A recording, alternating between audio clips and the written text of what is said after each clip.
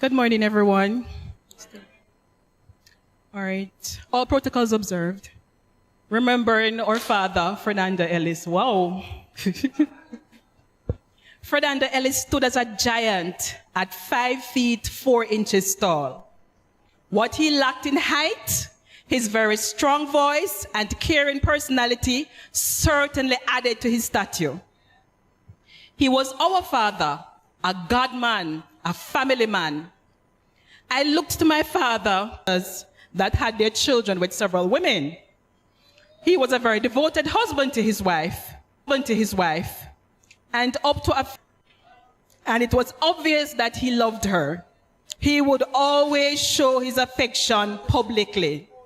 He could not pass her and not touch her, all right, especially in her bum.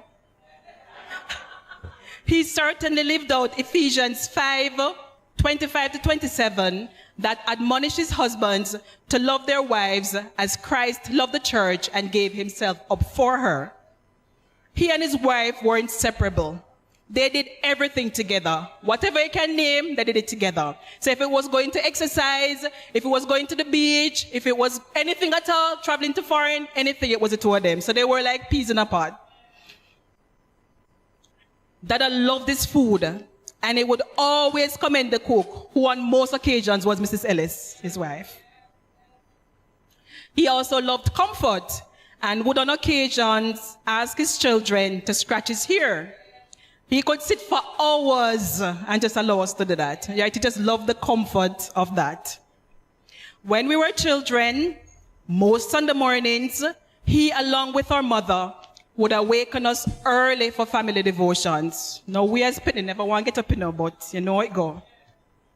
In these meetings, we were taught how to pray and read the Bible. The importance of having a personal relationship with the Lord was always emphasized. Dada took us to beach early on most Sunday mornings before church. On our way back, he had a game that any one of us who lagged behind would be called hog seed. No one wanted to be called hog seed, so we all kept in pace with him. He was an excellent swimmer, and sometimes he would take us on his back out into the water. But most time we basically just stayed on the shore and played. He would be the one to play games with us, sometimes crawling around on hands and knees playing dog and many other games.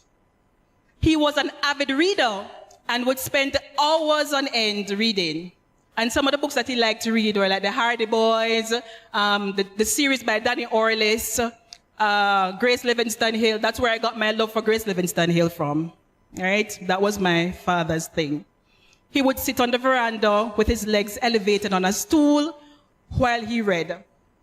As children, we would go uncross his legs and slide between his legs repeatedly. I don't know why we did that as children, but we just loved doing it. He would just read his book, and we would just be playing.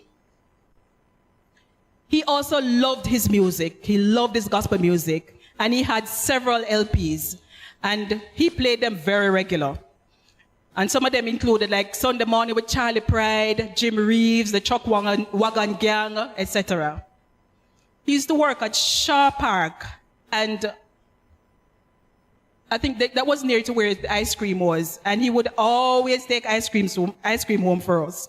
So we always remember that. And when he came home, it was just a joy to have him home. It was like what I see my dogs do when we get home. We were just crazy when Dada gets home. It was just all excitement and fun when he got home. I'm not saying we're dogs, but that is what I see my dogs do. When we get home, like, they don't know what to do with themselves.